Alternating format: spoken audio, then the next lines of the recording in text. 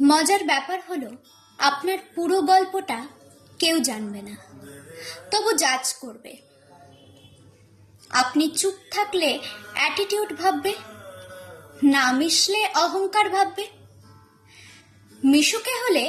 গায়ে পড়া ভাববে, কোনো অনুষ্ঠানেই না গেলে অসামাজিক ভাববে, সব অনুষ্ঠানে হাজির হলে খেতে চলে এসেছে ভাববে, অনুভূতি নিয়ে গদগদ হলে ঢং ভাববে, অনুভূতি না দেখালে পাথর ভাববে,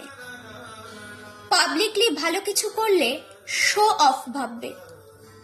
বিয়ে না করে 4টে বিপরীত লিঙ্গের বন্ধুর সাথে ঘুরে বেড়ালে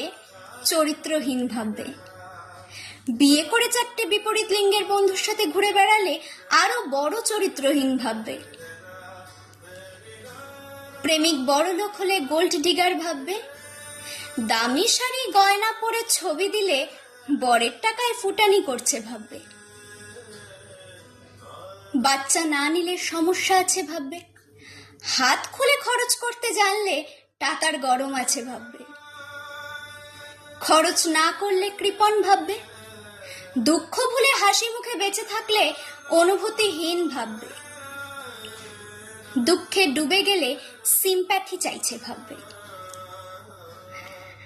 কেউ জানতেও চাইবে না আপনি চুপ তো কেন চুপ,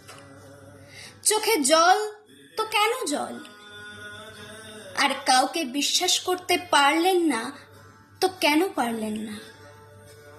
পাথর হলেন তো কেন হলেন, শুধু জাজ করবে।